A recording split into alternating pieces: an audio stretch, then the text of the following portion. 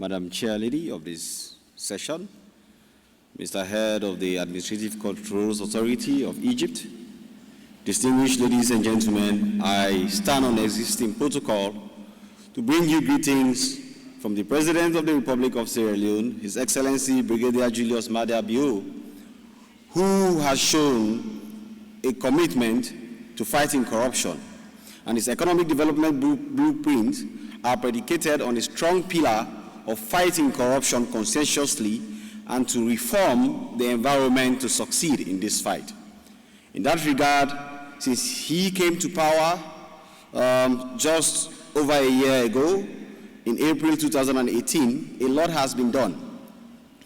The Anti-Corruption Commission has been strengthened, and our efforts against corruption has led to the recovery of over $2 million worth of stolen assets for the country.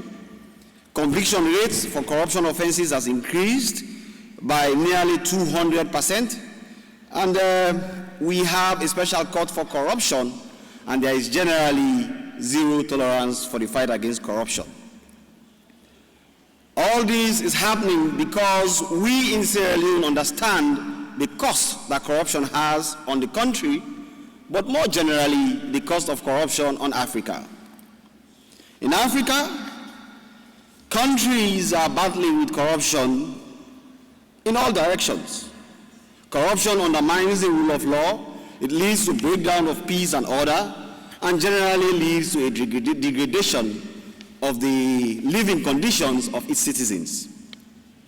In 2005, Dreher and Hasfield estimate that an increase in corruption by just about 1% reduces the GDP of any country by 0.13%. Similarly, it reduces the GDP per capita of that country by $425. The socioeconomic and political cost of corruption is huge.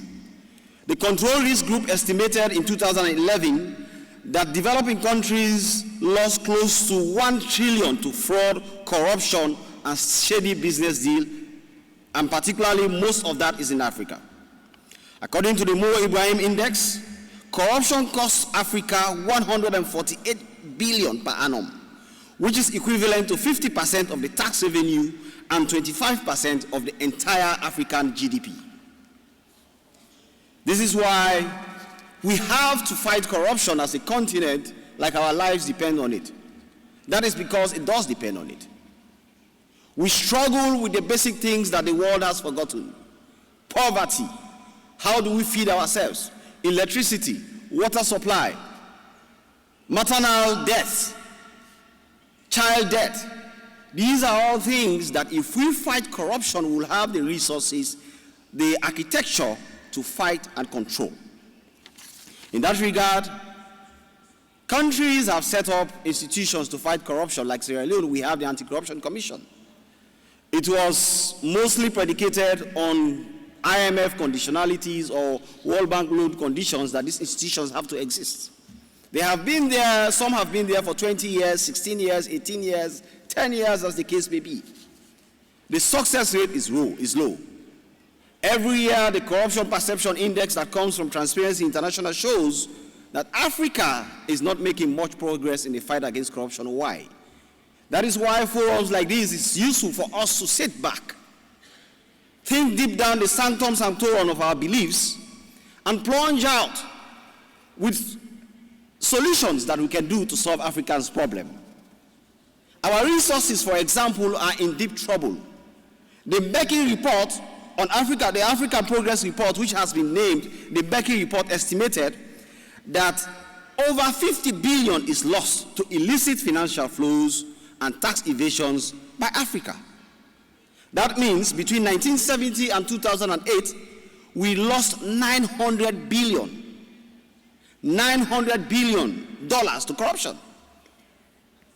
In terms of food, Kofi Annan did warn, may his soul rest in peace, that Africa is going to harvest a bitter harvest if we do not address the problem of corruption.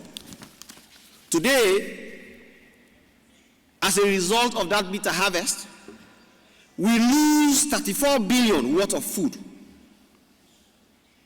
We have hungry stomachs everywhere, and they are standing on fertile soils.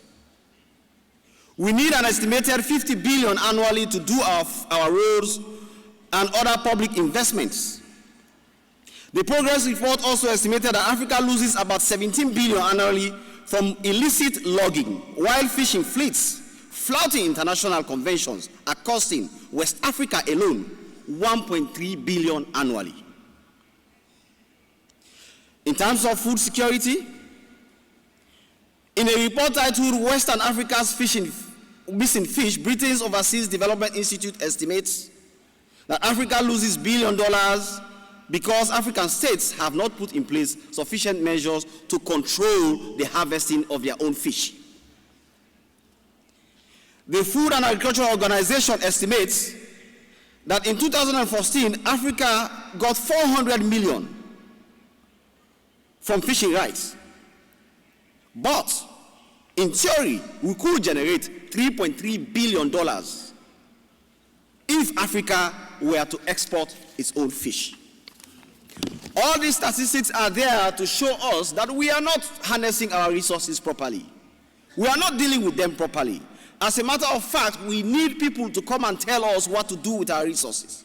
We need to do something about it now as a continent. We need to do something about it now as countries. We need to do something about it as leaders and people representing our countries. Solving this problem is not an easy one, but we have to start now, if we have not already started. If Singapore, for example, could change itself from a mere fishing village to a gateway or Western metropolis for business in Asia, if even in Africa, countries like Rwanda, Mauritius, Cape Verde are making progress in developing their countries to standards that are respectable, why can't we do the same in Africa? Why can't we do the same in our respective countries? But in doing this, we are ignoring a population that is really important to the future of Africa: the youth. It is estimated that Africa has a population of about 1.2 billion. Over 60% of that population is its youth, people below the age of 35. Now look around you in this room. How many of that age bracket is represented in this room today? Therefore, when we have discussions like these, we are leaving out an important aspect of Africa's growth, the future. So when we leave here, we take away what will not grow in the future because the youth, who make up 60% of the population, are not well represented. And this is not because Egypt did not want to represent them, but countries are not appointing young people in positions enough. We have to do something about it. We have to develop educational curricula across the continent that take into consideration young people and their ability to succeed. Children have to be taught corruption. We have to include it in our syllabuses. We have to educate our people. We have to include them in the discussions so that they can remain as the population that will take Africa to where it is to go in 2063. We have to harness our resources well. We have to make sure that we are not considered the continent that is poor amidst plenty.